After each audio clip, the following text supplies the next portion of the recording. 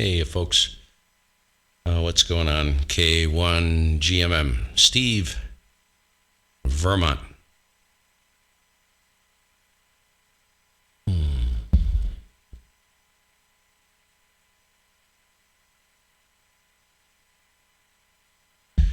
going to do a life hacks quick here.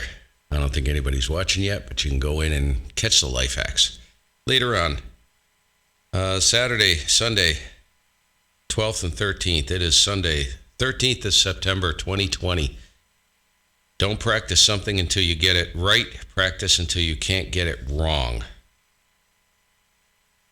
There you go. Pun of the week. My brother-in-law quit his job as a can crusher because it was so depressing. That's cheese. You know what I always say, you guys? Cheese is always extra. We're going to just wait for the crew to jump in on 615. Figured I'd check in, see what's going on. And everything's good here. Been working on... I got to see if I can adjust this microphone, so stand by. I'm going to kill the audio for a second.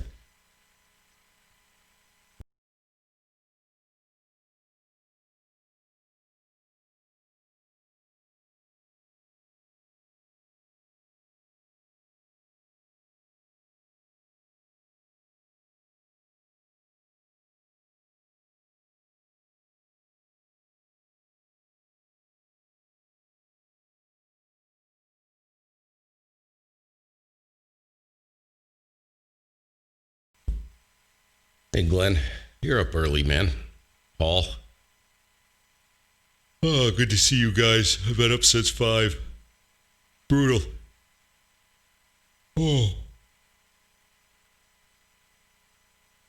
Sleepy. Horrible night's sleep. And what have I been doing? I got the HF Mobile back in the truck. And I built a ground plane out of a Shakespeare Wonder Pole, 20-meter quarter-wave ground plane, which drops on the back of the... there's a tube mounted on the back of the spare tire, on the spare tire carrier in the back of the truck. So I made up a ground plane, 4 radials, 3 radials, including the truck. Sets up in just, 60 seconds. Stupid. And I got the little 857 back in the truck, so I'm going to be up on the mountain doing some 20-meter portable operation. I'm going to attempt it, and I will try. I think I've got cell service up there, so I'm going to try and do a live stream and just push it live and see what happens, if the connection is good enough. Got a really long radial that I can throw. There's an old snowmaking pond up there that I'm going to be able to throw the radial into. There's a video on my YouTube channel. It's buried deep in there, way back, where I was running a 20-meter ground plane and similar configuration, except that was a pain in the butt to set up. This one's super simple. Just take the Wonder Pole out, whoosh, snap it, and hey, Bill, what's up, dude? And extend it out and just drop it. Drops right onto the tube, goes up about 18 feet or so. And everything's modular, so I ended up constructing 3. I have to work on 1. I'll show you guys one of them.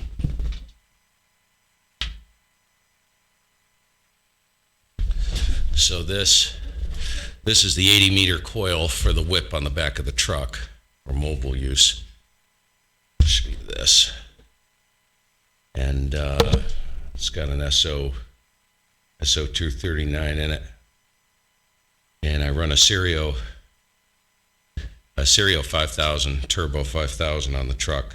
And I got pretty much 10 through 80 meters. There's a problem with this coil, though. I did this differently, and this is basically a standard loading coil with 12 gauge wire. And don't ask me the number of turns, I lost track. I can't get to the bottom of 80 meters. There's not enough inductance, so I have to, the coil I ran before was about that long, where my fingers are. And it was what's called a Z winding coil. And that one worked really good. So I'm going to tear this down. I'm going to go back to a Z winding. And basically what that is I can't remember the number of turns, but there's a stud right here. And I have a nut which is welded onto the top of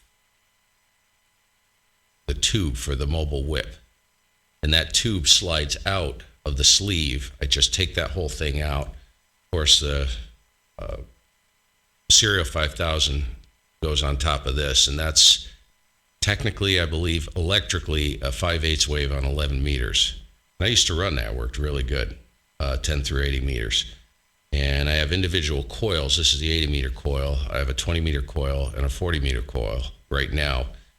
And I use a tuner to basically lock it up. But what I'm going to do is I'm going to break this down, pull the wire off, which sucks. And I'm going to go back to a Z winding. So there's like, I can't remember, I think 36 turns or something like that. Don't hold me to this.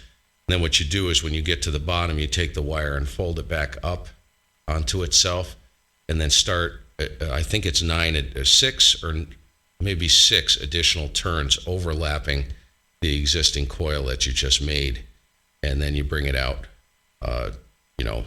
terminate it. You can zip tie it or put a screw in to hold the wire in place and bring it out. Really cheap. This is built on 2-inch PVC with a couple end caps. And that coil worked. And it gave me, with a tuner, it gave me all the way from, I believe it was 3600 all the way to 4 megahertz. But here's the catch with these coils is you want to tune the coil if you're gonna, because 80 meters is such a large band. 40 meters isn't a big deal, but in 20 meters, it's fairly large. It's like what, 150 to 347. So that's 250 kilohertz, 250 kilohertz of bandwidth. So that's fairly broad. 20 is. 17 not an issue, 15 not an issue. Depending on what you're going to do with it. I'm just operating phone, so that Z winding coil did give me the entire band, but the catch is you have to tune the coil for the high end of the band, because what'll happen, and use the tuner to bring it in down low. So what will happen is if you tune it too low, you won't get the top end of the band, because the antenna system electrically will be too long and the tuner won't tune it. So it's a little tricky. 80 meters is a little tricky, but I'll get it. I'll get that sorted. And the signals aren't that impressive, really. Yes, that's insulated wire, Bill. Really, really easy to do. If you ever want to go HF mobile and you don't want to spend the money on a Tar Heel or something like that, there's 2 options. You can go with a coil. The coil I used to have was about this long, right? And it gave me, I don't think I got 10 meters. I think I did. I think the tuner was able to deal with it. Or the tuner couldn't deal with it, but it was still resonant enough to operate on 10 meters. It was right around, I think the bottom end of it, or the top end of it, was around 11. The upper, like 27.5 maybe, or 27.8 or whatever. Which is the 11 meter band. I never operated it on 11 meters, but it was broad enough at that point, the tuning, so that I could run it without the tuner and it worked. So the coil I had was 56 turns of bare wire, and don't ask me the pitch or the spacings on it, but there were 56 turns which ran down, and I had a pigtail which came out with an alligator clip on it, and I used an analyzer to find the tap points for all the different bands from, let's say, 15, 17, or actually it goes from the top down, right? So this is where the antenna connects. So it was like 15, 17, 20, 40, and then 80 meters, I had a Z-winding coil, which was added to the top of it. So I completely bypassed the main coil, brought the jumper up, and connected it into the Z-winding coil for 80 meters, and it gave me the 80 meter band. But that was a small coil. It was only about probably like that. So this is a little different. These are different. So basically you can build up a set of coils individually for each band, and you just thread it out, pop the antenna off, put the new coil on, screw the antenna on, kind of like a hamstick type thing. The whip is about 6.5 feet long. So yeah, this is all insulated wire. And I wanted to use the heaviest wire possible. I wanted to use 10 gauge, but that's so difficult to work with. A lot of guys use 14 gauge, but that's it. Oh, so yeah, I'm going to see what's going on with these guys, see if anybody's around. Whoa, sorry about that. Get a little feedback into the phonies. Nothing like a phony.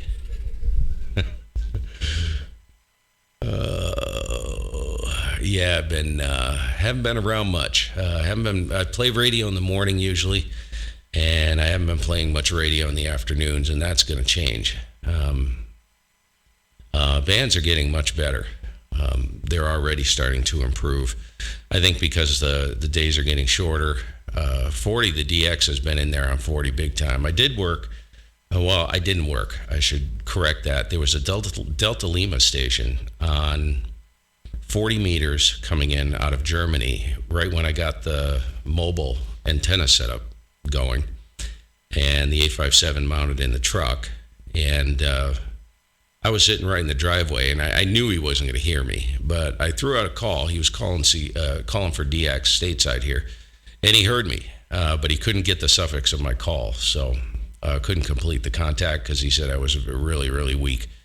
I was pushing about 70 watts, and I was up against the house, and it's not, I knew I wouldn't actually get through to him, but he heard me, so I know it's working, I don't know why my gate is chunking there, but we'll sort that out. Get the radio back up.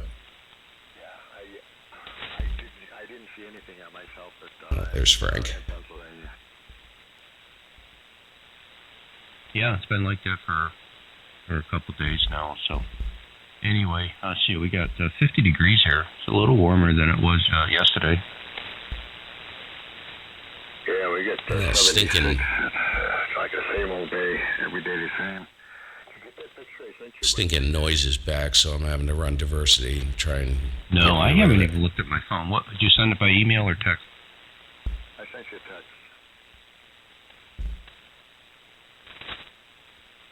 Take a look at it. Jump back in here in a second. Yeah, your audio's all sorted there, Jerry. Good morning, Frank. K1GMM. Did you say all sorted or all distorted? Good. I'm all sorted. Signals are pretty strong. Yeah, sounded good. Are you coming in from Virginia? No, you're all set there, Jerry. I just lit everything back up. I got my usual Sunday morning stream going. I just lit everything up on YouTube. So, Frankie, you coming in through Virginia? I think you are, right? Roger. Yep. I'm in Florida and coming in through from Virginia. I got in here earlier this morning. There was no propagation. I couldn't hear anything. I got up around 4:30. I was in here early, but looks like the band is wide open now. Jerry's hit me about 35 over. I got to get a reading on you. Good Lord. I ain't going to be 35 over, I'll tell you that. I'm only pushing 300 watts on the button. I think he's pushing a little more than I am. But yeah, you're doing good, man. You're about a +5, trying to peak a +10. Yeah, I jumped in earlier. I heard Jerry call. I've been up early too, Frank. I woke up with massive sinus headache and nose all plugged up, and I couldn't go back to sleep. I've been up since about 4:30, and the band was very pretty much dead for me. There were other stations coming in, but I think it was really, really long earlier. Good to hear you, man. Sorry you're up early, but yeah, that's I don't know what it is, man. It happens on the weekend with me a lot. I can't figure it out. Go ahead, Jerry. Good morning. Yeah, good morning, Steve. I don't know what was wrong. Carl. I just when in doubt, just reboot everything. So that's what I did. Let me get the... So it seems to be okay now. Jerry, did you look at that picture? I did. Boy, that looks like a golf course.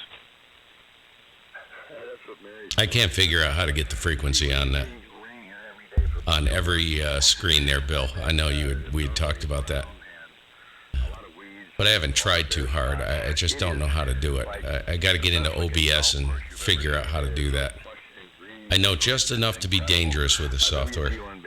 Hey, Billy. Carl, geez, man, I hope you've been good. Yeah, it's looking neat, land. really good there.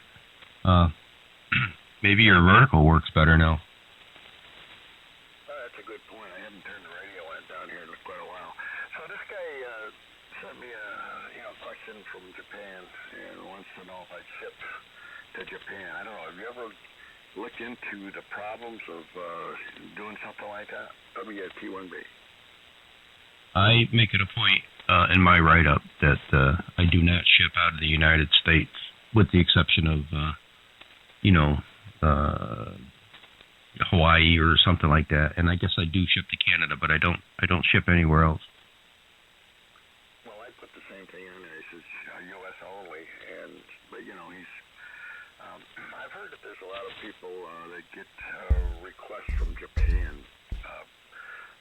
specifically. So, this I would think that between the shipping and the insurance, you're talking $50 to $60 to ship that. Oh, I would think so too. And did he indicate which way he was going to pay you? Well, I haven't responded. All he did was say, "Would you ship to Japan?" So I'm in the process of I'm going to answer him.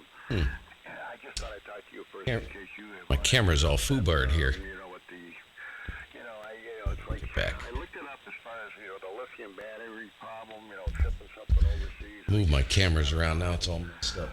I would have to take this to either the post office or wherever, get a price on this, and then tell him. I think I'm going to tell him that I'd prefer to let this thing go through Tuesday on the auction. That's when it's up. I only got a couple more days. And then if it doesn't sell, maybe I'd consider it. I think I'll do it that way. I think what happened to me once. That's probably a little and better. I said I would never do it again, except somebody out of the country. Looks like it's out of focus. The guy made a bid. Okay, he bid on it, and it stopped. Of course, it stopped my my whole process there, and then he never come through with the money.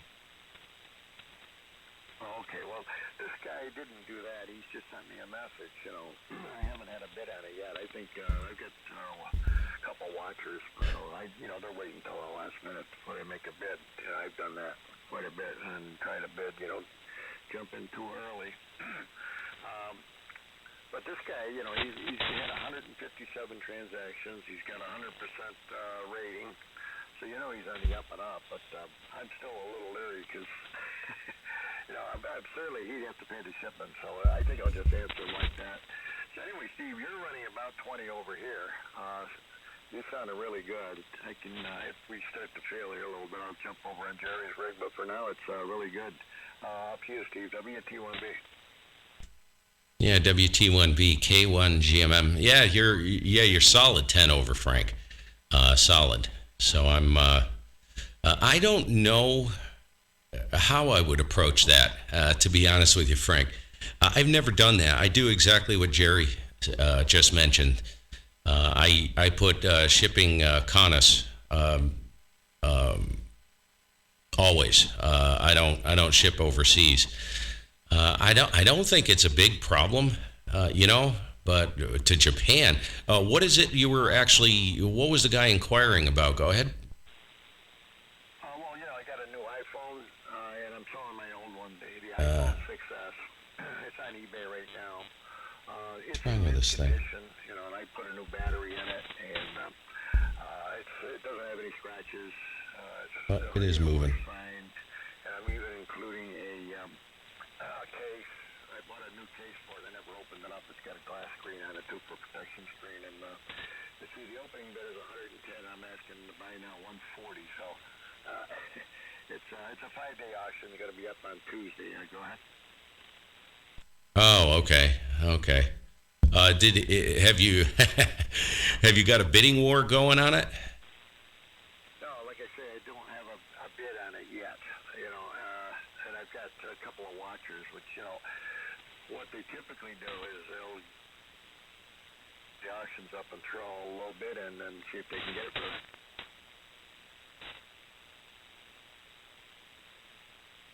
Yeah. Yep. Yeah, I hear you. Go ahead, Jerry. Go ahead, pick it up. I'm just curious of Frank, when it comes back to you, let me know if there's a big difference between the old and the new. Just curious. Go ahead, Jerry. Yeah, well, I guess, if he puts the money in your PayPal account, I don't see why there would be an issue there. But I don't know. Like you say, the shipping is going to be half of what you're selling that thing for, right? So he would have to pay it, I guess. Go ahead, Frank. Yeah, see, in the auction, I said I'm going to pay for the shipping. Okay, so I'll just have to let him know. If I go to the post office, that it's $60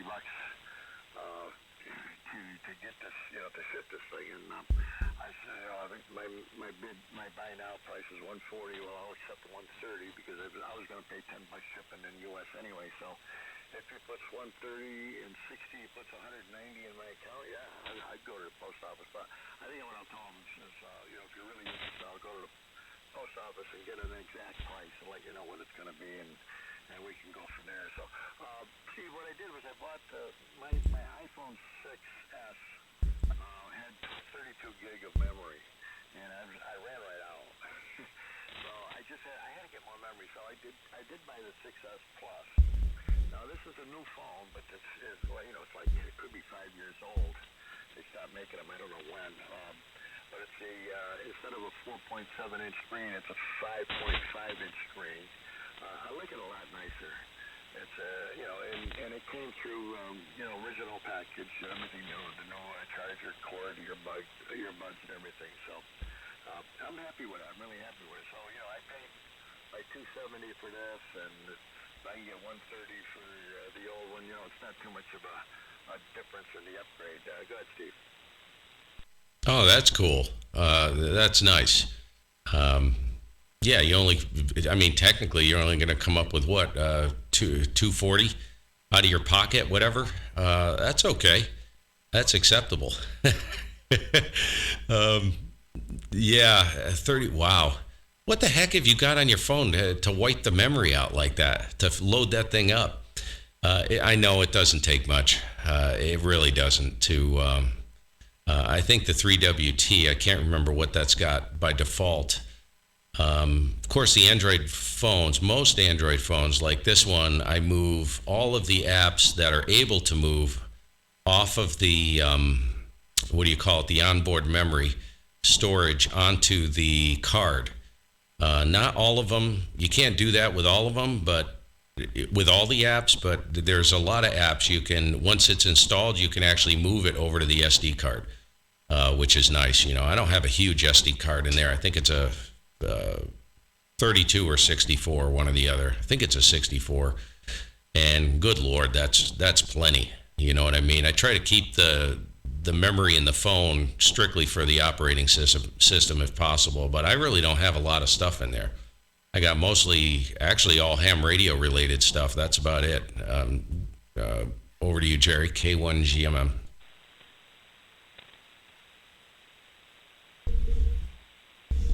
My phone doesn't even take a SD card, I don't think, but it's got a huge amount of memory in it. I forgot what it has. I got the Samsung Note 9. I think they're already up to the Note 20 now. Of course, I don't know how many versions they skipped, but I'll keep this phone until it probably dies. I still, on their plan, paying for it. I think it's almost paid for, but it was a very expensive phone. It was about $1,000, $900 or something. Yeah, let me see if I got it. Yeah, well, you'll keep it till you drop it in the toilet, Jerry. Although I think he said, didn't you say you dropped one in and it still worked after? Yeah. Expand on that story. Steve, I got the iPhone. Of course, it doesn't have an external chip. You can't put a chip in to anymore a memory card. It doesn't take a memory card. Any iPhone. It's all built in. So it's 32 gig. Let me tell you a story. I went in, I'm running out of data. I'm out of data on this whole phone. So I go in and I look, and it lists all the apps and, all my pictures and everything. And it lists what the data is being, how much data is being taken up. And like half the data is in a section called Other. And I'm saying, what the heck is this Other? So I tried clearing everything out. I tried clearing apps out and everything. And I erased all my pictures. I put them up in the cloud and stored them for a while. And then I wasn't gaining ground. I didn't do it, So I went and bought this new iPhone because I wanted to get a bigger screen anyway, So then I bought the 64 gig. But in the process, what I did was I took the old phone. I said, now I got to get the new one running. I'm going to play with the old one. I took and deleted everything on it. I brought it back to factory default, and then I downloaded. Of course, first I backed up everything in the cloud, and then after I just reset the phone, and then backed it up from the cloud. All of a sudden, Stu. What's up, Stu? 32 gig. I got almost 20 gigs available. So most of this memory taken up was in this something called Other, and I think it's a bunch of cookies and stuff that Apple puts in here that's just you don't even know what it is. So I could have, done this and reused it, and the old phone would have been fine because I recovered all of that memory. But I'm happy with the new one. And it's only going to cost me like $150 for the new phone because I bought the new one for $270. I'm going to sell this one for $130.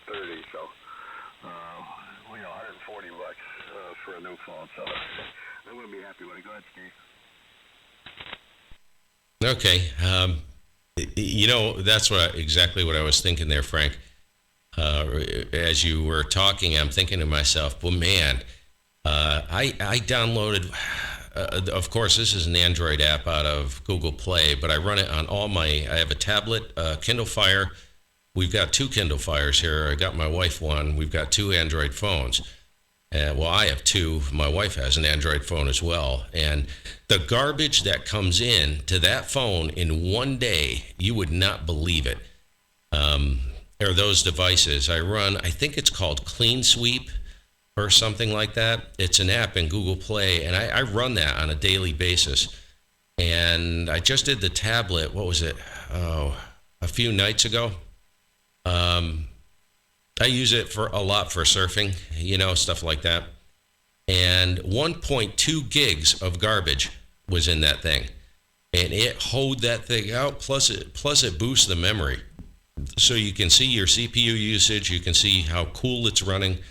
And I do it on a daily basis. So these phones, man, if that thing's connected to the internet and you're using it, I would say probably average on a daily basis, you're going to get 400 to 700 megs of crap in that phone just from perusing the internet and goofing around. I'm not talking pictures or anything like that. I'm talking just web data, garbage that's stuck in your phone there. Worth having. It's a free app. You got an Android phone, man. It will, and I've never had it do anything negative to the phone.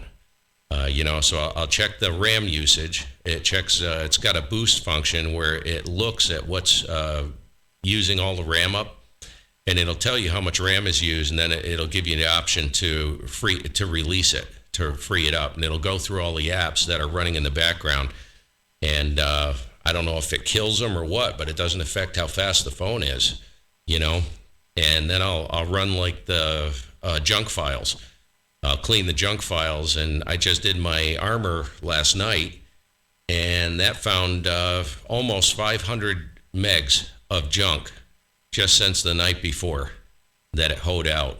I'm telling you, man, it's just, if you don't run something like that on a phone, no wonder the memory's getting crushed there. Go ahead, Jerry. Yeah, I haven't put anything like that on my phone. I should look into that. There's a lot of people out there doing stuff on the internet, huh? Hey, Graham, what's up? I don't know. They seem to thrive off of evil. Fortunately, I've been kind of lucky here. I haven't had any real issues. Hey, good morning. With invasion or anything like that, but I have heard some horror stories. Go ahead, Steve. Yeah, this is just stuff. This is just junk that comes in on the internet. Just from perusing, it's exactly what you said, Frank. It could be cookies, but what's interesting is it doesn't wipe the cookies out. I don't know what this stuff is, because cookies are important in the sense that I have a whole series of websites that I go to, including I've got 3 All-Star nodes running, and if you wipe out the cookies, it won't remember when you go to log in. You know what I'm saying? So all that stuff, some of that stuff you don't want to wipe out. And this is non-destructive. It doesn't wipe that stuff out. I don't know what it is, but it's just residual garbage that comes in. If any of these devices are connected to the internet, don't ask, man. I don't know how that stuff, you don't even need to use it. Like the T320, I do that about once a week. And that's a disaster. Once a week, I pull, I would say probably 250 megs out of that thing, and I never use it on the internet except for it just sits there, connected to my All-Star nodes. That's the only thing I use it for. I do not surf the internet. I shouldn't say that. Once in a while, I will actually connect to Google. I'll launch the browser and I'll just look at the Supermon, the control panel for a node if I don't have my other phone handy. That's it. I don't use it for browsing, surfing, nothing. And yet, you can pretty much check it every day, and there's probably anywhere from 100 to 300 megs of garbage in there that it finds. I have no idea. But if it's connected to the internet, and I don't know if there's a way around it. I know a lot of guys run VPNs. I do run a VPN here on the main computer and some of the other things, but on the phone, no. So I don't know if a VPN would fix that. I suspect not. I have no idea. Maybe you guys know better than I do. Go ahead, Frank. Hey, I'm going to just jump out of here. I got to go grab a coffee and run to the boys' room. W1JW.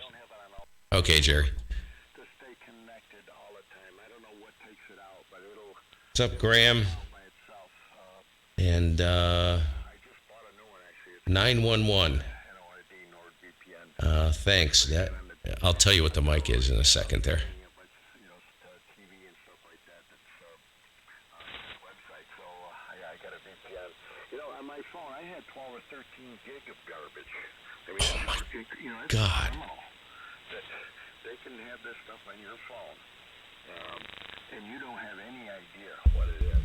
It's criminal, I tell you. I was shocked when I reset this thing and then pulled my own data back out of the cloud, and of course I don't have any of their data, and I gained all that data on there. But anyway, I had reset that phone. It's back to ground zero and getting ready to sell it, so we'll see what happens. Hey, I'll tell you one.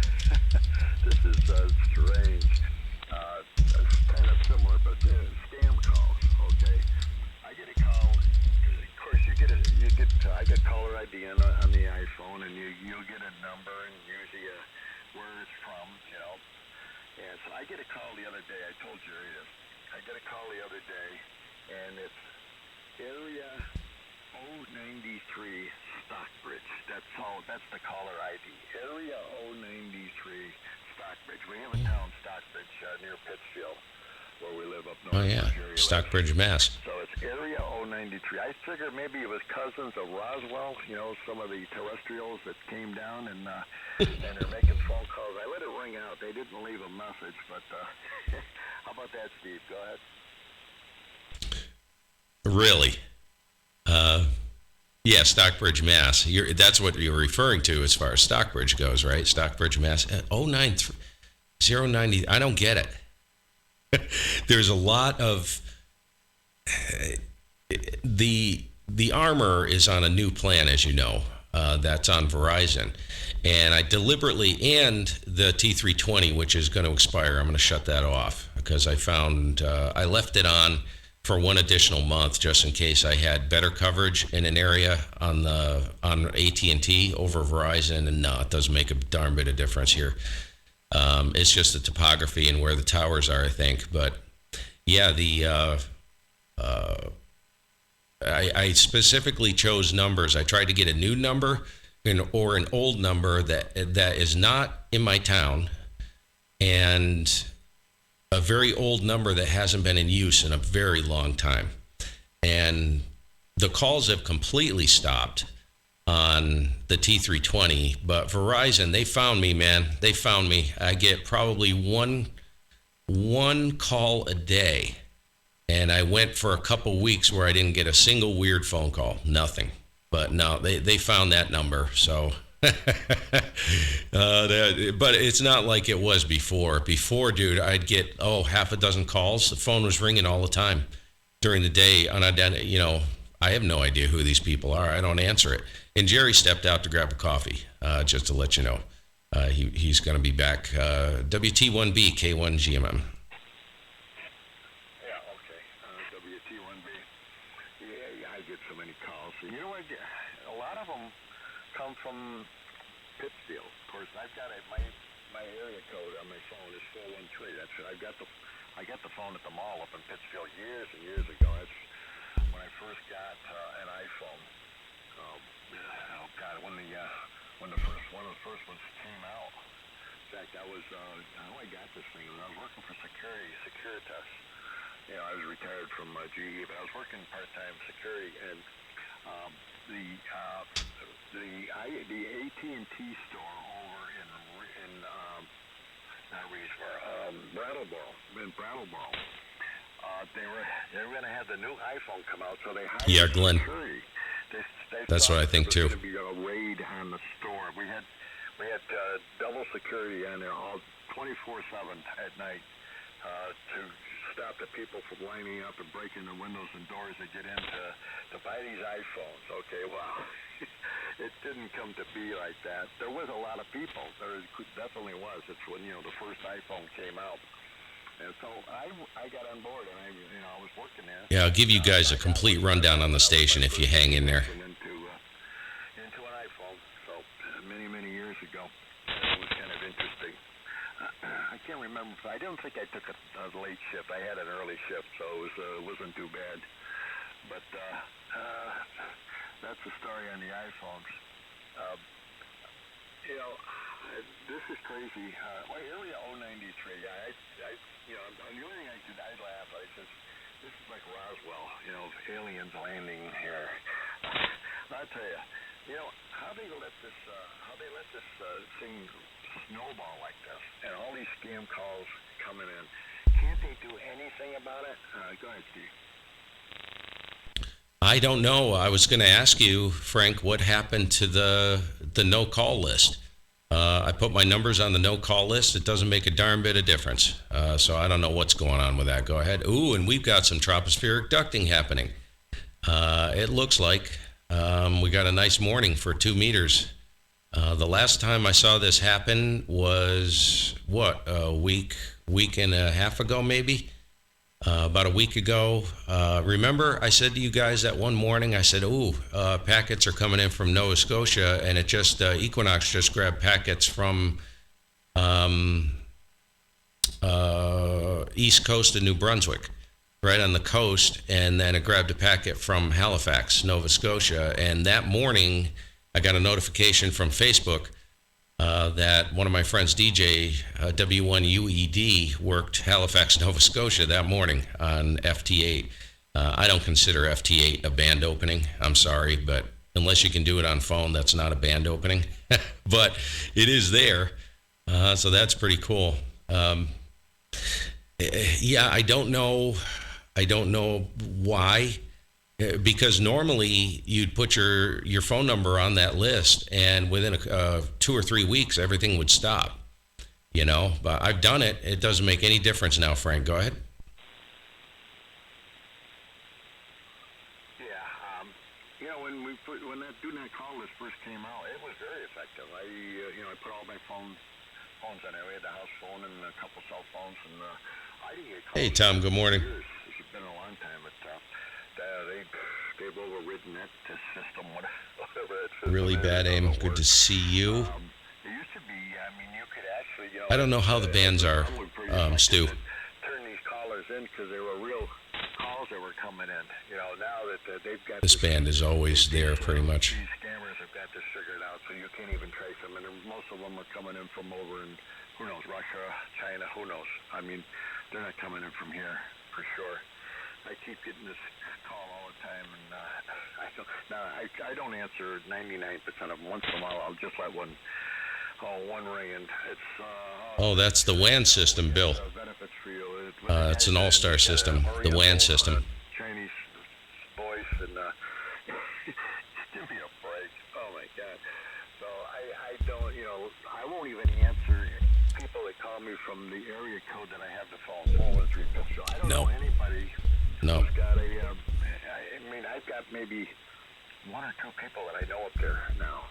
So, and I know my kids' numbers. When my kids would call me, they're up at Adams, North Adams, in southern Vermont. They call me, and I know who's calling, but I won't answer these other calls. So, it's ridiculous.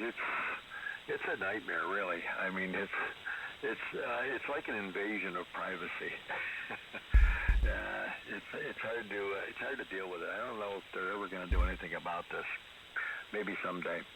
Anyway, I got a week from tomorrow. I get operated on, so I've been going through.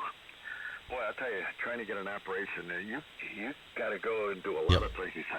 I had to get a cardiologist. I went Friday. I'm going to take a standby with these guys, and then I'll answer your questions. I didn't expect such a massive group in here on the chat, so I will answer your questions, guys. Just be patient, please. What I need to do, and then from there I go over to the hospital, and that's a pre-op, and they do a COVID test and whatever other tests they're going to do. I don't know, and I'll tell you, I've got 100% coverage on my insurance, so that's a good thing. They told me that from the hospital. They called me the other day. Wow. 100% coverage. That's fantastic. So Medicare, my supplement works out pretty good. So a lot going on down here. Back to you, Steve. If curious, go ahead, pick it up.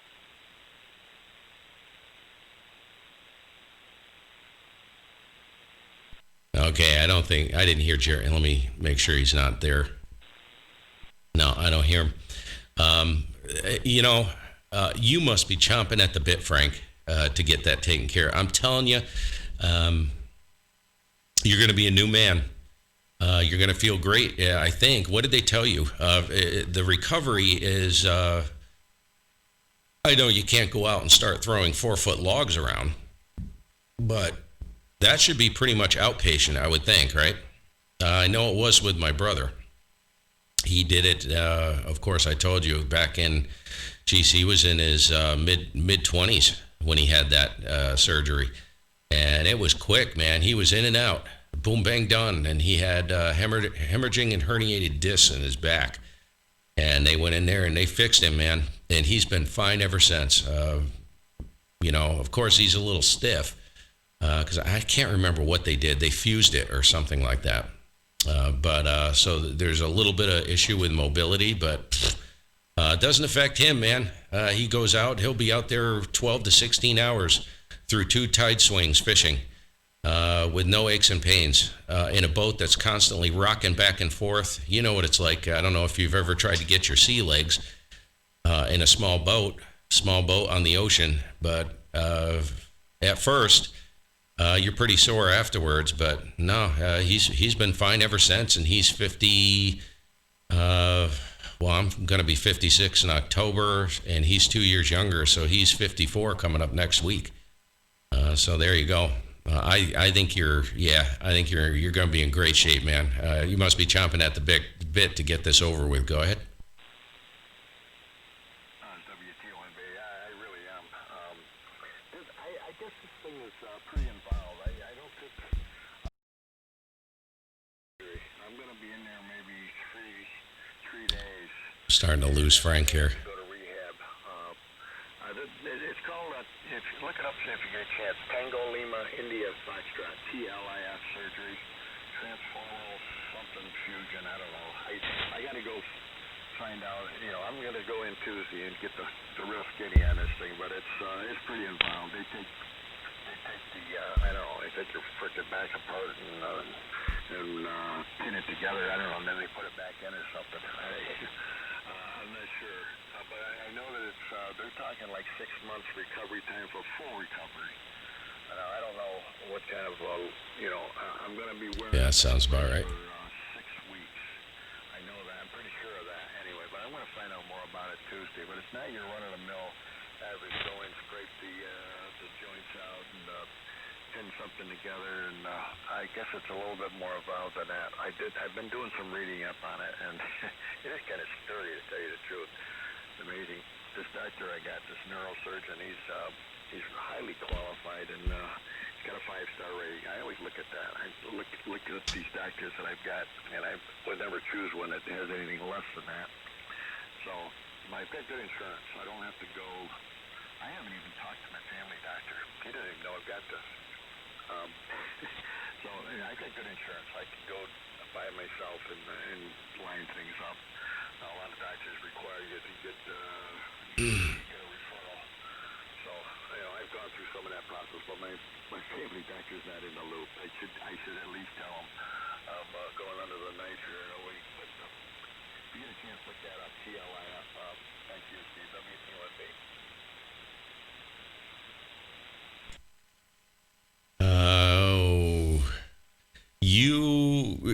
I think, Frank, to be honest with you, the less you know, the better.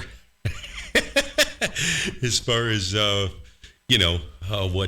what they're actually going to do, what the process looks like, I wouldn't even be able. I'd be like, no, I don't want to know, man. But this is nothing new under the sun. So that's what I mean. I think you're going to be in really good shape. Yeah, that sounds about right. 6 months full recovery. Yeah. The catch is you got to behave yourself, Frank. You do know that, right? All I got to do is stop hanging around with Jerry. Go ahead, Jerry. Hey, let me, I got to answer some questions on the chat on YouTube quick here, and then I'm going to grab another cup of coffee. So I'll be back in a few minutes there. K1GMM, go ahead, Jerry. Primary care could not practice at the hospital because BMC had to have all their own surgeons, but he knew everything that was going on, every single thing. He says, I'm watching you very Figured. I didn't grab the key soon enough. Forwarded to him on the computer. Yeah, well, you guys double a little bit there. My wife tells me. He did hear me. Okay. So let me kick this out. All righty then. So let me answer some of the questions. The first question I'm going to answer, let's see. Okay. What I do is I run, you guys are going to love this because I'm the cheapest bastard you'd ever meet. I run on an APRS iGate here. I love this thing. And I've gone over this before, but I will do it again because somebody asked. I run APRS, I think it's called, what is it? APRS IS32. It's a Windows free program. I run AGW packet engine. What did it just switch on me? Okay, so this is APRS IS32. My home QTH is right there. Oh, I just grabbed a packet. Okay. So what it's doing right now, wow. Yeah, there's Tropo. Oh, man. Yep, there's Tropo going on. So this digipeater on the east side of the state just grabbed a packet from this digipeater over in east coast of New Brunswick. Not New Brunswick, Maine. This is the east coast of Maine. Jeez, I got to get my geography right here. It looks like, because these are lit up over here, it looks like that those most likely they've been heard over where I am. To get this to work, what I do is I run AGW packet engine. It's called AGW, Alpha Golf Whiskey packet engine, and that acts as a TNC. They're both free for APRS IS32. The advantage to APRS IS32 is what you're seeing. It shows you, there's Nova Scotia. Yep, band's opening up. This is Nova Scotia right here. Here's Halifax. Very flippin' cool. So, and that's a hall right there. So, what I run is a copper J pole, a traditional copper J pole. I built it myself. I have 3 of them sitting here. One of them is a Super J. Actually, I have another Super J down at my mother's house that I got to bring home, and I'll probably put that up instead. It probably won't make any difference, so who knows? Most likely not, based upon where I live. Yeah, it's open here. So what I'm going to do is I'm going to pull up Minnow Lake, and I'll show you what is actually happening. So for a node radio, so the J-pole comes in, I use LMR 400 because of the wavelength. It's not a long run, it's about 40 feet. And that comes into, believe it or not, a UV5R with a squelch wide open set to 144.39. And what it does is it just listens there. And then I take the audio out of the UV5R right out of the 2.5 millimeter TRS, right on the side of the radio. I bring the wire all the way across the basement into the computer here. And that feeds the AGW packet engine, the TNC emulator, and then that feeds the data, bursts the packets to APRS IS32. Very simple to set up, great tutorials online. You can use any radio to do it.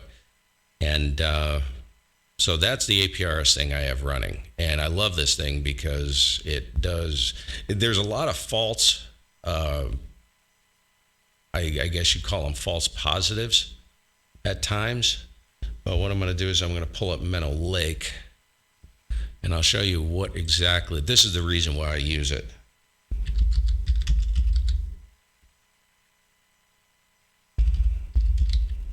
Or Minnow Link, or whatever it's called. And that's it. All righty. So this is APRS Minnow Link. Oh yeah, look at the eastern seaboard. It's all lit up. Oh yeah. We're on the edge here. There we go. Okay, so what this is doing, this takes information. Here's I am right about here. Right in here. And this is Nova Scotia over here. So that explains it. See where this is lit up? This is where it's grabbing packets from, right? So what it does is it grabs the data, which the eye gates are all collecting, an eye gate is by default an internet gateway. This is for anybody who doesn't know anything about this stuff. And I don't know that much about it, but this is what I do know. An eye gate is basically an internet gateway. It uses RF to grab packets over the air via RF and sends them through the internet. And MinnowLink.org compiles all of these packets that it's grabbing, and anything that pops up that's out of the ordinary as far as distance, it interprets that in this way right here. So when you see the map light up like that, that means that most likely there's some sort of tropospheric ducting going on. And this is, of course, for 2 meters.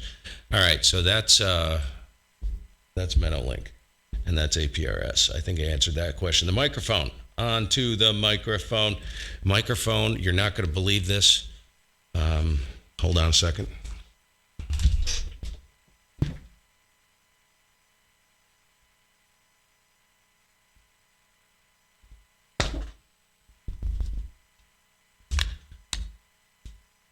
You want to read some awesome reviews on a microphone.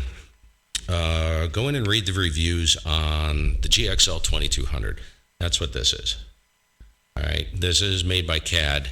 I love this microphone. However, something's wrong with it.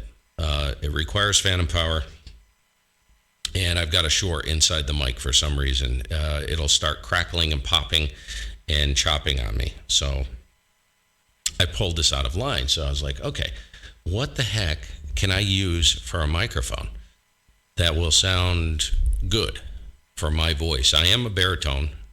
I have a low voice anyways. So I wanted a decent microphone. So I got looking behind me back there. And there was, I had this Audio-Technica over on the floor tom.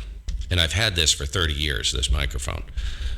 It's an ATM 25, I believe. Audio-Technica ATM 25. And it's theoretically a kick drum microphone. Used to use it on kick drum, but I've got a better kick drum microphone over there now. So I use this on the floor tom. And I decided, what the heck, I'm going to put this on here. So I adapted, I mounted the pop filter, made a little boom for the pop filter, modified it because I don't want all this crap hanging down underneath the microphone or up in my field of view. So I modified it so I could get this pop filter in place and modified it so it would go in the shock mount of this. So that's what it is. That's an Audio-Technica ATM 25. The antenna the station consists of right now, I'm just tickling the AL80A. It's a 1 kW amplifier running exactly 300 out. And let me get over to the other. This is all for newcomers. That's the AL80A. I'm very nice to it. It's an old amplifier. It's still got the original 3500Z in it, and it still does full boat. But I'm very, very kind to this amplifier because I can't afford to replace it. 9890 tuner. I hate this tuner.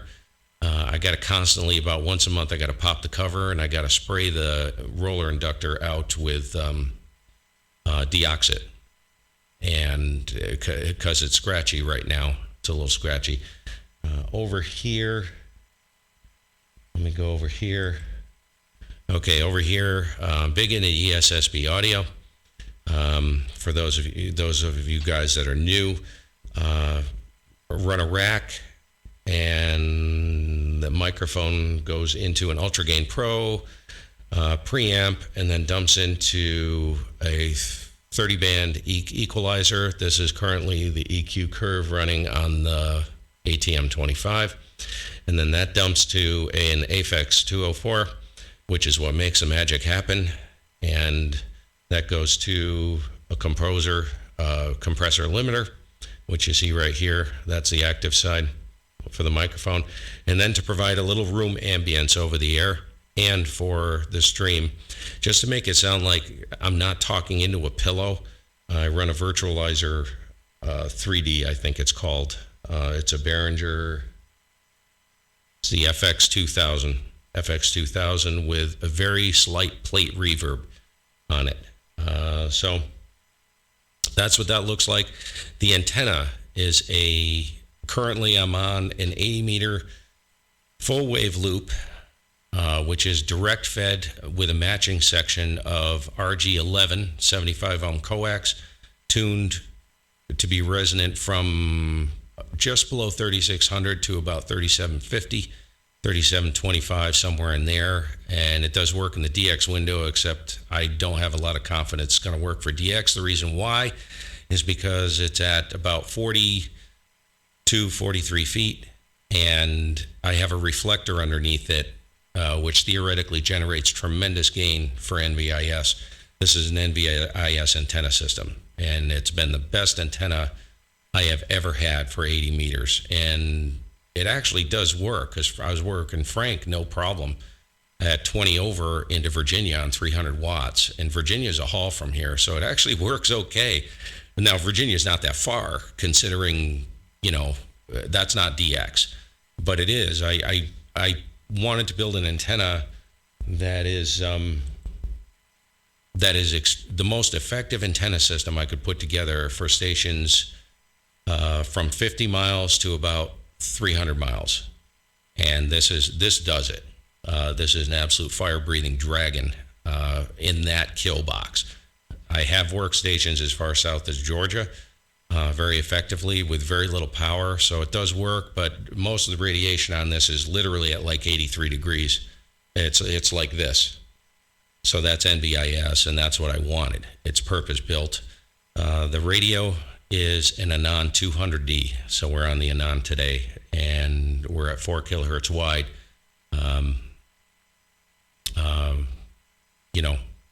With running ESSB audio. That's it, man.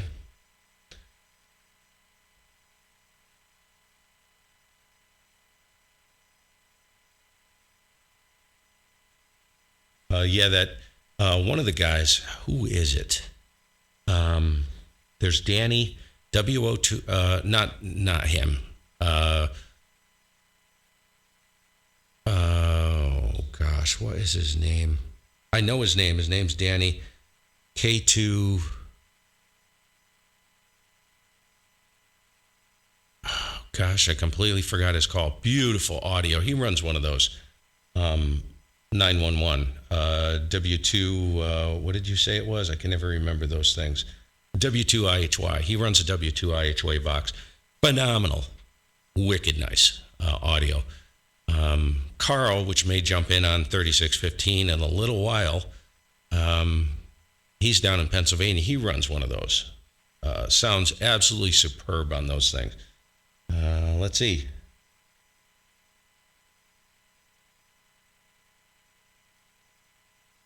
Oh, bummer. Really bad aim. We'll have to sked up. I'll scoot up the band at some point, up above 3,800. Would love to chat with you. So my email is good on QRZ, so shoot me an email, and we'll make it happen, especially in the early parts or during the day. I'm not sure where you're at, maybe Massachusetts. I don't know if you said that in there somewhere. Massachusetts or something. Connecticut, maybe. I don't know. But I can work Connecticut anytime during the day, barefoot, no problem. Because it's just the band is short on 80 meters, so that's an option. If you want to, shoot me an email and we can arrange a sked and we'll get in there and we'll have a yacker. I think, Bill, that was the 40 meter parasitic delta loop array. That's up back. I think the first time I worked Callum, I'm pretty sure that was on 40 meters.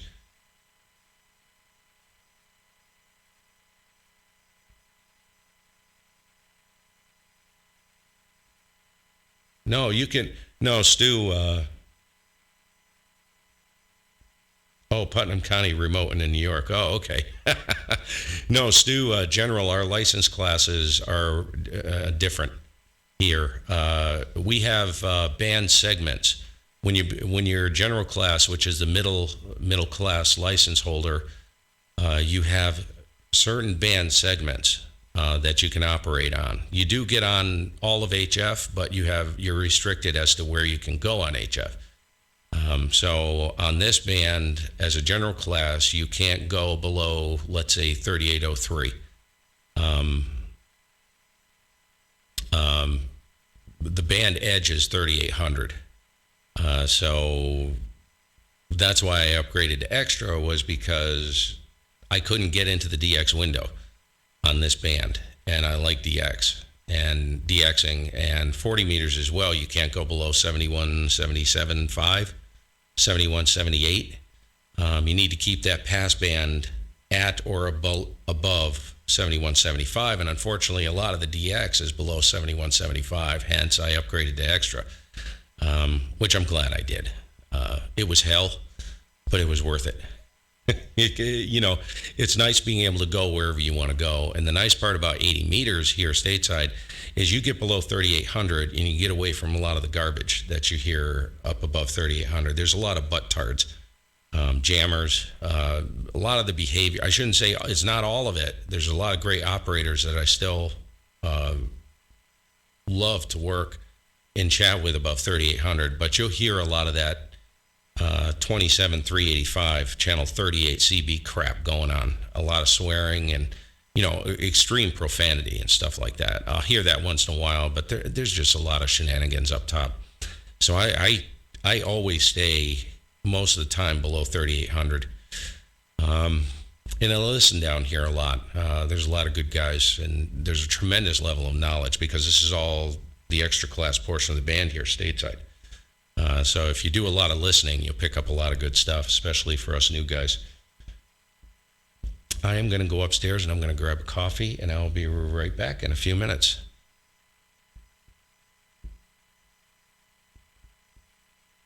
Yeah, you won't regret it, Bad Aim. You won't. It's brutal. I'm not going to blow smoke up your butt, but it's doable. If I could do it, anybody could do it. And if I told you how I did it, I'm not going to tell you everybody right now. Not that anybody respects me, but I'm not a book smart person. I never did well in school, and I learn a very certain way. I'm a kinesthetic learner, my wife calls it. So if I told you how I did it, I studied for 10 days. And the first time I took the test, I scored like a 30-something on the test. And within,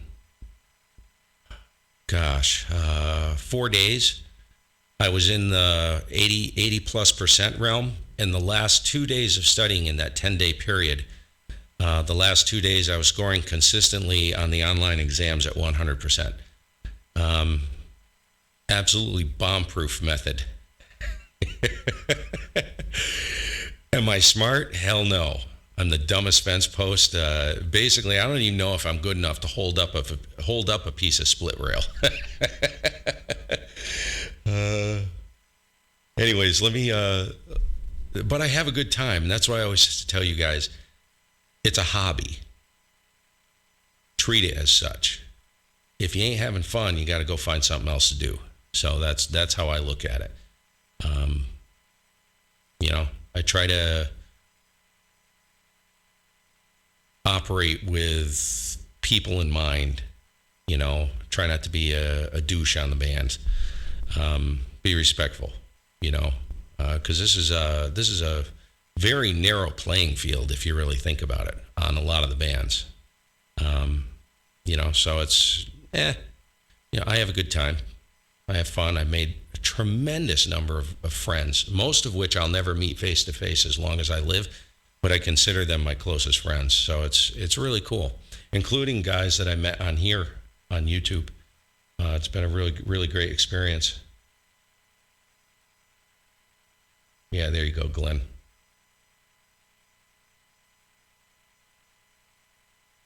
All right. I'm going to go run out and grab coffee. Let me get the radio back on. I'll be right back. You guys, if you all bug out, I'll be back in probably 5 or 10 minutes. This is a long haul here this morning. I'll be in here probably till, what time is it? May not be in here too much longer because they'll probably clear around 8 o'clock, but maybe Carl will jump in. If you guys are gone when I get back, 7-3, good to see you. Have a great rest of the weekend and hopefully catch you on the air. And if you're still here, cool. When I get back, I gotta run up, grab a coffee, do the porcelain throne thing, and check on my daughter. I think she's up, and make sure she's not going to burn down the house making her bagel with me in it. with me at the bottom of it. Actually, I'm down here in the dungeon. See you guys in a bit. K1GMM.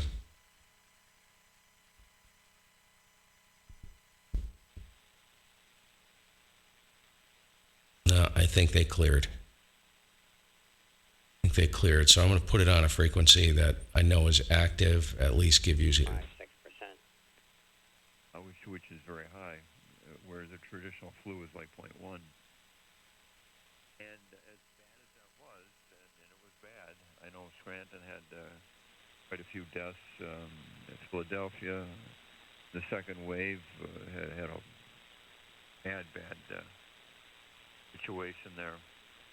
But then it cleared up. It did go away on its own, and it's not to say that no one got the flu after that, but it was to the point where it was not greatly affecting everyday life. And quite frankly, whether there's a vaccine for this or not, it too will go that route. We're going to see that worldwide. So anyway, we'll see what happens. WC1T, KB3SI.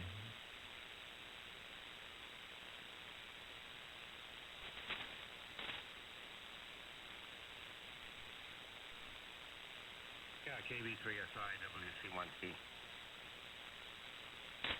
Yeah. It's going to be an interesting end of the year and the beginning of next year. I wonder, I've been looking at room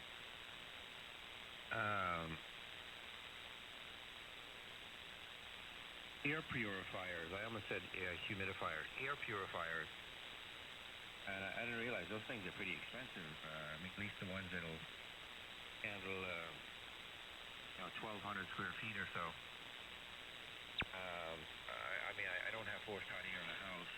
My other house had it, and of course I was able to add at that time an air purifier to the furnace. I don't know how well that really worked, to be quite honest with you, but they claimed as if it was working really well. I can hear it snapping out some of the dust particles as it ran. But some of the ones that are selling for now, they're like anywhere between $600 and $800 and $900. Do you have any? Are you familiar with any of that stuff at all, Tom? Over. I've heard of it, and some of the. I don't know if it's a restaurant or other places of business have installed HEPA filters that are hospital grade, and they can capture 99.9%. That's the definition of sanitized. 100% is technically sterilization. But the flaw in that is. To me, there's two flaws. One is the surface cleaning. People, there was a COVID-19 case. We're going to go in. We're going to clean all the surfaces. No, the virus dies on its own after so many hours. And even if you touch a surface that has been, if the COVID-19 is deposited there and is active, and you touch it, okay, you got it on your hands, that's fine, but as long as you don't move it to your face and wash your hands periodically and or use sanitizer, who cares if the surface is or is not contaminated?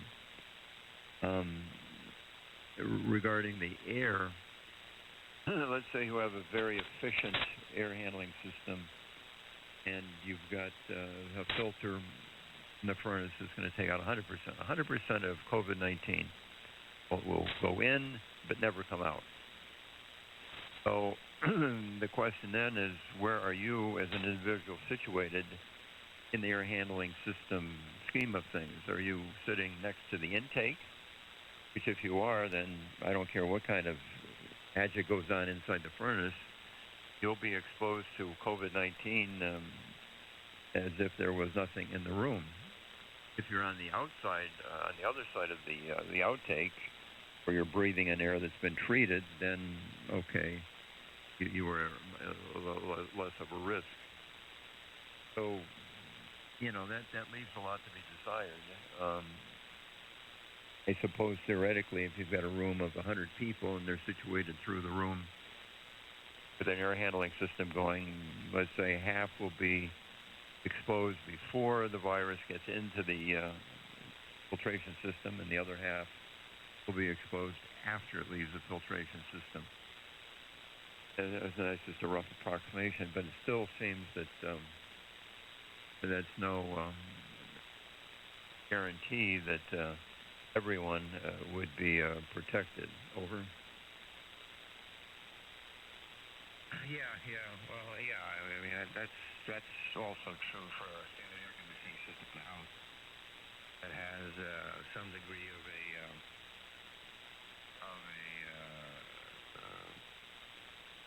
air purification system inside the actual furnace itself with an assortment of filters. You're close to the intake, then you are going to be more probabilistic scenario that you would be exposed to more of it. That's assuming that the particles themselves will travel that far. But that's a virus itself. It's just standard air purification itself is like trying to reduce dust. And yes, if in fact it's placed in a room with someone who's sick, then it's conceivable that as that individual coughs, then that intake would attempt to capture as much of the airborne particles as possible. That doesn't work very well for air conditioning systems, because air conditioning systems, at least as of today, typically have one return, strategically located somewhere in the house, whereas one I had in my other house had a return in every room, as well as two supply ducts. So the overall exchange of air was significantly more efficient under those circumstances than what's being deployed today. But I was really alluding to the stand-up units, the portable units, which are not too small, to be quite honest with you, from what I could see. I know nothing about how well they work. I mean, they claim a lot, but that's marketing. But I'm often wondering. Apparently, they have like 3 different levels of filtration, HEPA filters and so forth. But I just don't know. They're certainly expensive, though. I tell you that much. Over. Yeah, and they have to be maintained. Even if you have a good system, it has to be back flushed, or it has to be treated. If it's for a replaceable filter, that has to be changed. Or they'll go through a chamber which is doused in ultraviolet light, which would be like sunlight, which would basically kill the virus, and strategically located. So yeah, I guess they would reduce the chances of being infected. I think the key strategy would be with the airlines. Of course, there you're in a tube with a lot of people in a small area, and the air is recirculating. And it's always common knowledge that long before COVID-19, you could go on a plane and become infected by some other passenger. The airlines have always played that down, but in reality, it's a problem. Now the airlines I think they're of course sanitizing the aircraft in between each flight, so that reduces the surface capability. And I think they also have installed, I think, the special filters so that the air exchange is effective in reducing. And of course, they still, you're required to wear a mask. As your final layer of protection. So, I I don't know. I think the mask is the least intrusive, and actually the best combination. You'll see this in hospitals, is the mask followed with a face shield, and that gives you maximum protection because your eyes and your face are protected from the COVID-19 being deposited on your skin.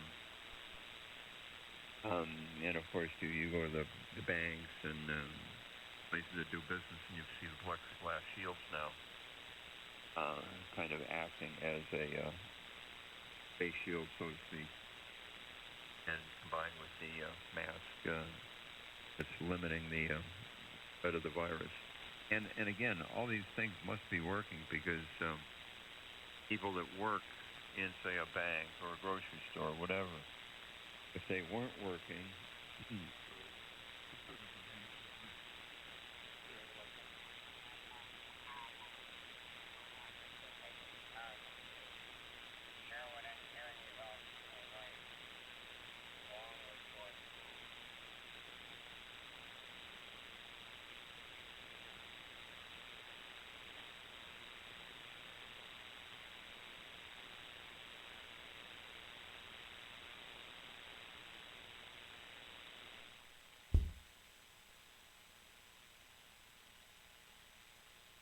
Check the audio level. Woo, she's really hot.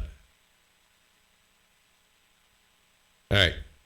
I don't know if anybody else is around, but I forgot that guys come in on 3615 on Sunday mornings, and another group takes over. So I'm going to move up to 3620, see if anybody's around.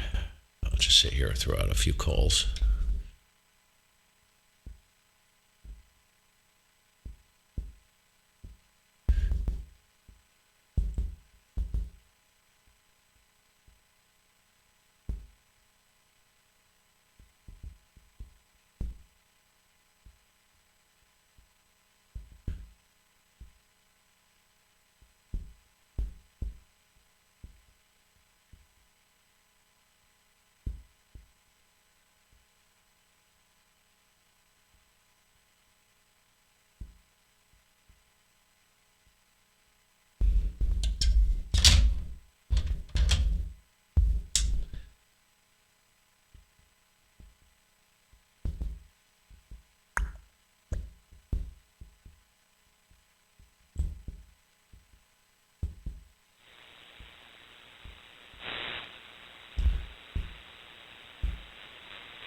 I think that guy's inverters are raising all kinds of hell with me this morning.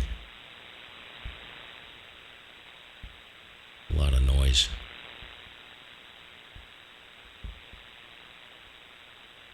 Not bad right there. Is this frequency in use?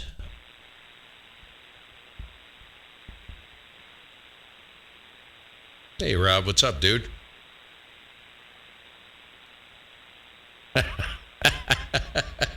Bill, you're sick. Oh. Is this frequency in use? K1GMM.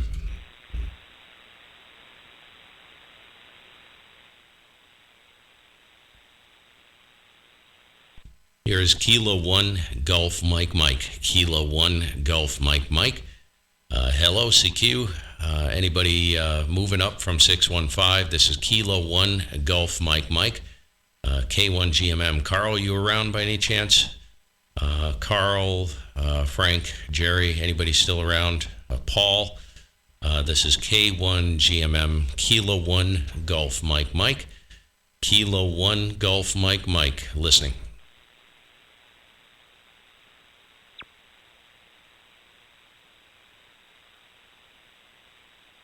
Oh. Moving, touching, horrible story.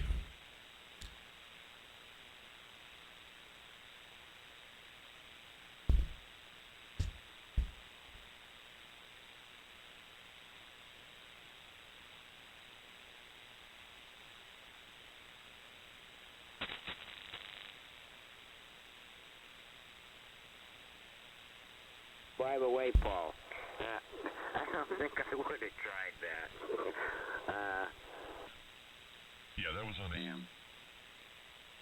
I love using my SDR stuff on AM. You just get that power down and give yourself plenty of headroom in the amplifier, and it just works so nice. Yeah, nice setup. I'm really, you're probably the first Anon 10 that I have heard that I've ever worked. But not only that, the first one I've ever heard, and it sounds like any other Anon. Sounds pretty good. And I have no outboard audio gear. I do all of it virtually through a digital audio workstation. I use audio mulch. I know a lot of guys use Pro Tools, but I like audio mulch. It's nice and easy to work with.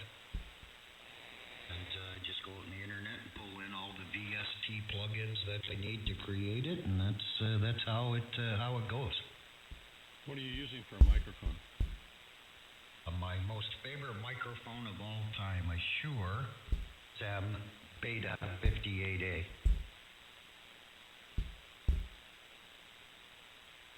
It is a good microphone. Larry, is that one that you have on the shelf somewhere? Yeah, exactly. I like to use it, but everybody complains when I do. But it's if I listen to it in the headphones, it sounds wonderful. I like the SM58 nice microphone. Yeah, but I don't think, Jim, that's not the SM58. If it's the beta one, right?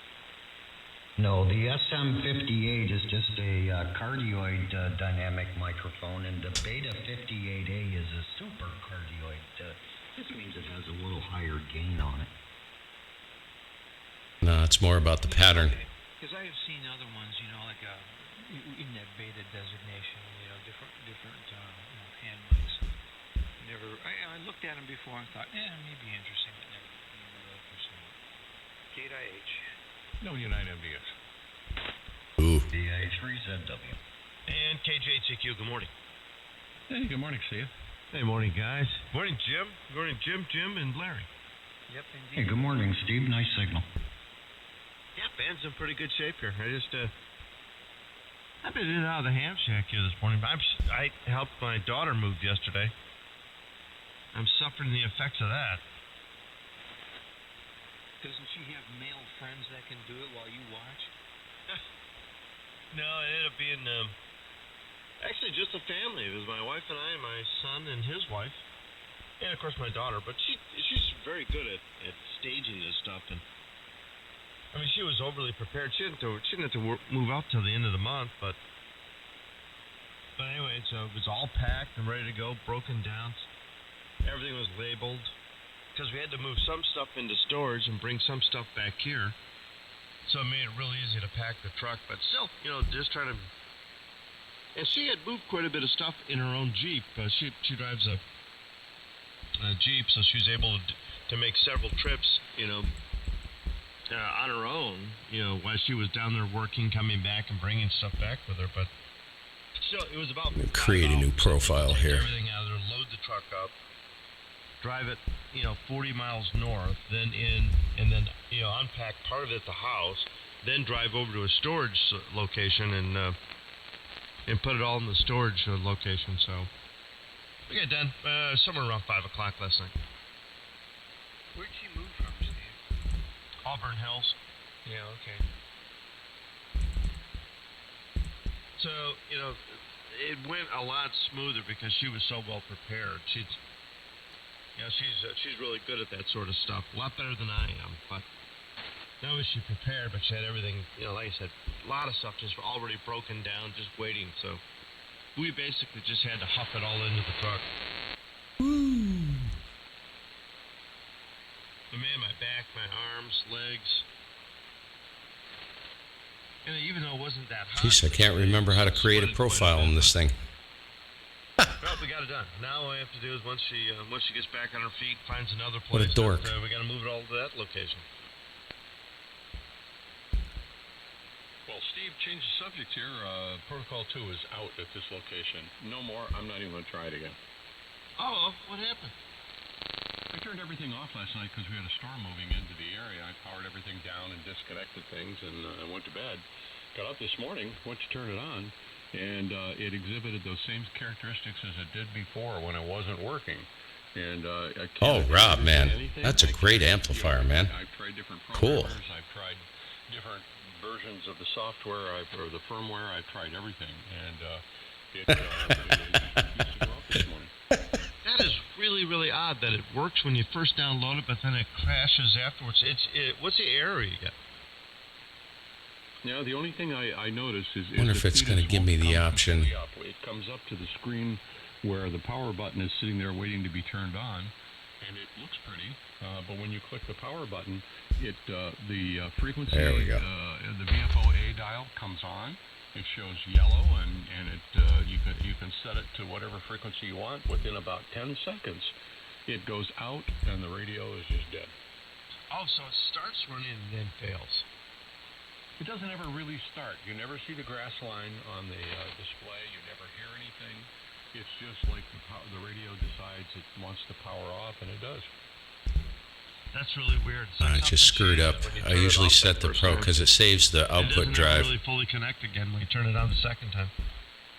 Well, I've had it Let's fail this resave way. that. Overwrite. That's the way it fails. And I've tried different versions of the firmware for Protocol 2, and I've tried all kinds of different things. And Hey, Quentin. It's really funny because How's it going, man? it's not having a problem. You're having a good weekend from Nova Scotia. And this one here just There we go. refuses. I mean, it'll work fine for a while, but it's Hey, Quentin, just give you a heads up, man. Let's see here.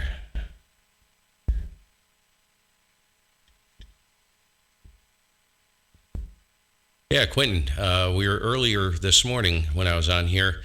I was watching, this is the Digipeater right here in APRS, grabbing packets from Nova Scotia over here. So that's pretty cool, man. Not sure whereabouts you are in Nova Scotia, but that's a good sign when we see stuff like that happening down the eastern, pretty much the whole eastern seaboard is lit up with some pretty strong pockets of propagation on 2 meters. So that's really cool. Good to see you from NS, a place I've always wanted to go to. It's on the bucket list.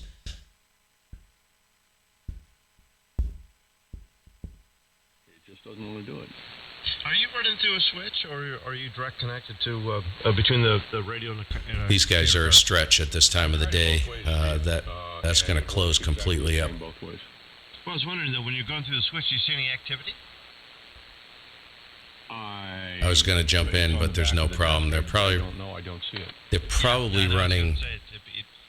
They're probably running legal limit, and I'm not going to push that hard. It's being all lost somewhere. Oh, you're in Halifax. Yeah, I don't know. There's things I could probably do. Yeah, it's pretty cool, man. Some more chasing. Always look for that. That's why I run the iGate here. This time of the year, this is the kill box for Tropo anyways. Right, at least in my QTH. Coming into October, it can get really, really good. But, I mean, I say that. Really disappointed. It's really an odd problem. I don't think I've ever heard of that one before. Usually if you download it and it works, it usually continues to work. Yeah, I know. That's it's odd, all right. But then again, you know, all the odd things seem to happen here. What the heck? Well, at least you got. Oh, wife is stomping around on the floor upstairs, No trouble. It's always worked. It's popping the gate open. totally fine. I got I was going to work on the TV antenna yesterday, and I got the other Pi came, and so I worked on it good part of the day too, and I now See if I can get that. a little Pi. That's not that bad. Is Pi hole, and the other one sits there working as a web server, and another one sitting there working as a file server. Uh-oh. What's next? You got nothing to do now.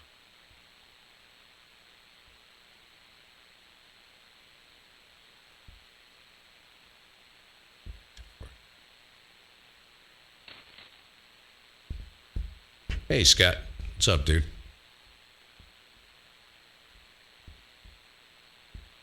Hey, Andy. What's up, dude? How are you? Jeez. Weekend's almost over, guys. Hello to Stephanie. Good name. Pop the...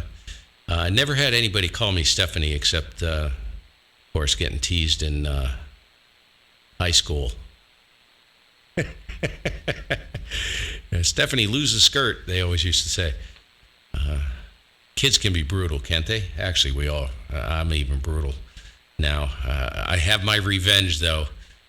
We all get the opportunity to get the revenge there. Hello, Radio K1 GMM, Kilo 1 Golf Mike. Kilo 1 Golf Mike. Hello, CQ. Hello, CQ 620. Anybody around? Carl? Anybody come up from 615? This is Kilo 1 Golf Mike. Kilo 1 Golf Mike. Hello, CQ.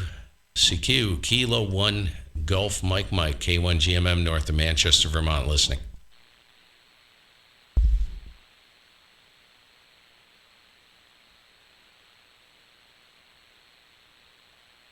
I don't know, Glenn. I don't know. I haven't talked to him in a long time. He's still around. He's still connected on All-Star, I think, through 2E0LXC, Greg, over there in the UK. Kilo 1 Golf Mike. Kilo 1 Golf Mike. K1 GMM, north of Manchester, Vermont, listening.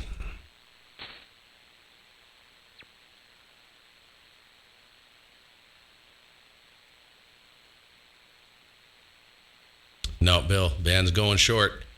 She's really starting to tighten up now. You can see signals, like normally the signals on the band about an hour to an hour and a half ago will be all the way, like Jerry, he's like, I've seen Jerry actually clip 50 over, which is way the heck up here, man. So all the signals are very weak, so this is pretty much a done deal. The only people that are going to hear me or come back to me are probably 100 to 200 miles most away from me. She's really tight now, so starting to fade. So I'm going to go ahead and pull a plug and kick everything down, and I may catch you guys later this afternoon up topside. I want to go give that 20 meter. Anybody look at the space weather in the past, past day or two? I'm just curious as to what's happening with radio. See where the SFI and see if there's any geomagnetic activity, which will determine whether I go up top. So let's take a quick gander at that.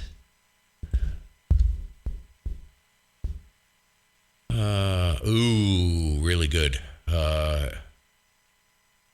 K-index of 1. Let's look at the 3-day geomagnetic forecast. Conditions are going to be quiet. Doesn't look like there's any solar flares, no CME activity. That will work. Alrighty. Looks like I'll be going topside later. Maybe catch you guys later on. It's going to be most likely around 2-3 o'clock if I go.